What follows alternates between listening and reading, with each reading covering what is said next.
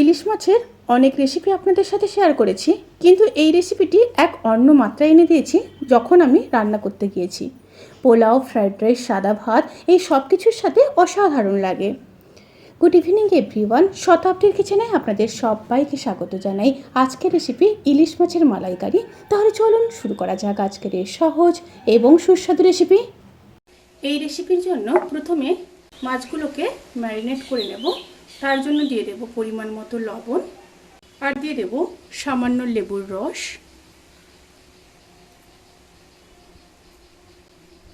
মাছগুলোকে ম্যারিনেট করে 15 থেকে 20 মিনিট ম্যারিনেশনে রেখে দেব।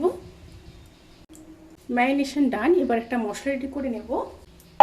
তার জন্য দিয়ে দেব একটা বড় সাইজের কেটে রাখা পেঁয়াজ, 1.5 ইঞ্চ আদা, 2টো কাঁচা লঙ্কা দিয়ে একটা স্মুথ পেস্ট রেডি করে নেব। এবার প্যানের মধ্যে দিয়ে দেব সর্ষের তেল। তেল গরম হয়ে গেলে দিয়ে দেব একটা শুকনো লঙ্কা, 2টো থেতো করে রাখা এলাচ, 3টা লবঙ্গ, সামান্য দারচিনি দিয়ে একটু নেড়ে নেব। তেল থেকে যখন সুন্দর একটা স্মেল বেরোতে শুরু করবে, সেই সময় একটা মিডিয়াম সাইজের কেটে রাখা পেঁয়াজ দিয়ে দেব। পেঁয়াজটাকে হালকা ভেজে নেব। পেঁয়াজ হালকা ভাজা হয়ে গেলে এবার পেস্ট করে রাখা মশলা দিয়ে দেব। দিয়ে একটু মিশিয়ে নেব। মিশিয়ে নিয়ে আবারও লো টু মিডিয়াম স্টিমে মশলাগুলোকে ভালোভাবে কষিয়ে নেব। পেঁয়াজ আদা যখন খুব ভালোভাবে কষানো হয়ে যাবে, তখন 1/2 চামচ হলুদ গুঁড়ো, 1 চামচ কাশ্মীরি লঙ্কার গুঁড়ো আর রোস্টেড জিরে আর ধনের গুঁড়ো দিয়ে দেব 1 চামচ।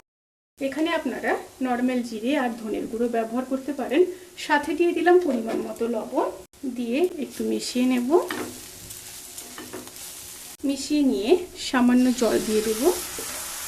জল দিয়ে আবারও মিশিয়ে নেব। এবার মশলাগুলোকে লো টু মিডিয়াম স্টিমে খুব ভালোভাবে কষিয়ে নিয়ে তারপর ফিরে আসছি।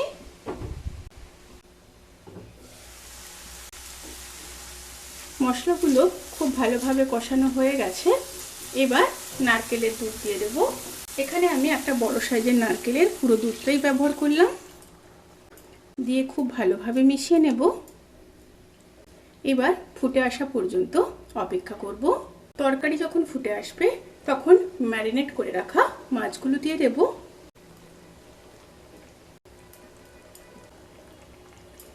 দিয়ে একটু উল্টে নেব।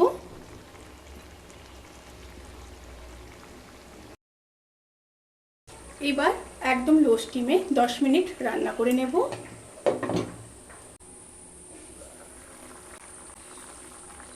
রেসিপিটি প্রায় হয়ে এসছে।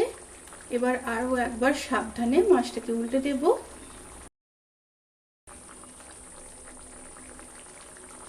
এবার 1 চামচ চিনি দিয়ে দেব। চিনির পরিমাণটা এখানে আপনারা বুঝে দেবেন। আমি এখানে যে নারকেলটি ব্যবহার করেছি, নারকেলটি খুব মিষ্টি ছিল, তাই চিনির পরিমাণটা কম দিলাম। আপনাদের যদি লাগে তাহলে অবশ্যই আর একটু দিতে পারেন।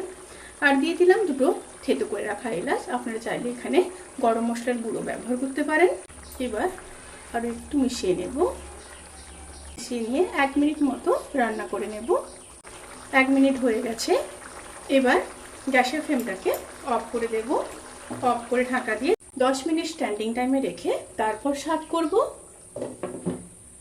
রেসিপিটি কেমন লাগলো প্লিজ কমেন্ট করে জানাতে কিন্তু ভুলবেন না। যদি ভালো লেগে থাকে তাহলে সাবস্ক্রাইব করে পাশে থাকা বেল আইকন প্রেস করে নোটিফিকেশান অল করে রাখবেন।